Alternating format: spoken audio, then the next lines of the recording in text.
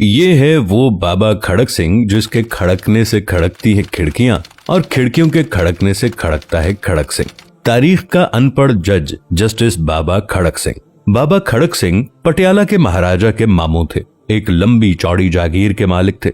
जागीरदारी की यकसानियत से उकताकर एक दिन भांजे से कहा, तेरे शहर में सेशन जज की कुर्सी खाली है, तू लाट साहिब के नाम चिट्ठी लिख दे और मैं सेशन जजी का परवाना ले आता हूँ। उस दौर में सेशन जज की कुर्सी का ऑर्डर अंग्रेज वाइसरॉय जारी किया करते थे। महाराजा से चिट्ठी लिखवाकर मोहर लगाकर मामू लाट साहिब के सामने हाजिर हो गए। वाइसरॉय ने पूछा, नाम? बोले खड़क सिंह। तालीम? बोले क्यों सरकार, मैं कोई स्कूल में बच्चे पढ़ाने का ऑर्डर लेकर आया हूँ। वाइसरॉय हंसते हुए बोला, सरदार जी कानून की तालीम का पूछा है। आखिर आपने अच्छे बुरों के दरमियान तमीज करनी है, अच्छों को छोड़ना है, बुरों को सजा देनी है। खड़क सिंह मूंछों को ताव देकर बोले, सरकार इतनी सी बात के लिए वजनी किताबों की क्या जरूरत है। ये काम मैं बरसों से पंचायत में करता आया हूँ और एक नजर में अच्छे बुरे की तमीज कर लेता हूँ। वाइसरॉय ने ये सोचकर कि अब कौन महाराजा और महाराजा के मामों से उलझे, जिसने सिफारिश की है वही इसे भुगते, उसने दरखास्त ली और हुक्मनामा जारी कर दिया। अब खड़क सिंह जस्टिस खड़क सिंह बनकर पटियाला तशरीफ ले आए। खुदा की कुदरत के पहला मुकदमा ही जस्टिस खड़क सिंह की अदालत में कत्ल का आ गया। एक तरफ 4 कातिल कटहरे में खड़े थे, दूसरी तरफ एक रोती धोती औरत सर का दुपट्टा गले में डाले खड़ी आंसू पोंछ रही थी। जस्टिस खड़क सिंह ने कुर्सी पर बैठने से पहले दोनों तरफ खड़े लोगों को अच्छी तरह से देख लिया। इतने में पुलिस ऑफिसर आगे बढ़ा। जस्टिस खड़क सिंह के सामने कुछ कागजात रखे और कहने लगा, माय लॉर्ड, ये औरत क्रांतिकोर है और इसका कहना है कि इन चारों ने मिलकर इसकी आंखों के सामने इसके खामिद का खून किया है।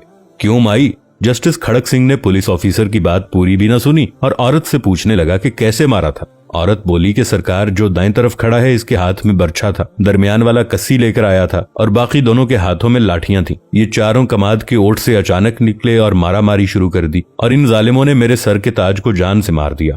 जस्टिस खड़क सिंह ने मूंछों को ताव देकर गुस्से से चारों मुलजिमों को देखा और कहा, क्यों भाई, तुमने बंदा मार दिया? ना जी ना, मेरे हाथ में बेलचा था न कई, एक मुलजिम ने कहा। दूसरा मुलजिम बोला, जनाब मेरे पास बर्छा नहीं था, एक सोटी के आगे दरांती बंधी थी, बेरी के दरख्त से टहनियां काटने वाली। जस्टिस खड़क सिंह बोले, चलो जो कुछ भी तुम्हारे हाथ में था वो तो मर गया ना, पर जनाब हमारा मकसद तो उसे मारना नहीं था, ना जख्मी करना था। तीसरा मुलजिम बोला। जस्टिस खड़क सिंह ने कागजों का पलंदा अपने आगे किया और फैसला लिखने ही लगे थे कि एकदम से अदालत की कुर्सी से काले कोट वाला आदमी उठकर तेजी से सामने आया और बोला, माय लॉर्ड, आप पूरी तफसील तो सुने। मेरे ये मौकिल तो सिर्फ उसे समझाने के लिए उसकी जमीन पर गए थे। वैसे भी वो जमीन अभी मरने वाले के नाम मुंतकिल भी नहीं हुई थी उसके मरे बाप से। इनके हाथों में तो सिर्फ डंडे थे, डंडे भी कहां, वो तो कमाद की फसल से तोड़े हुए गन्ने थे।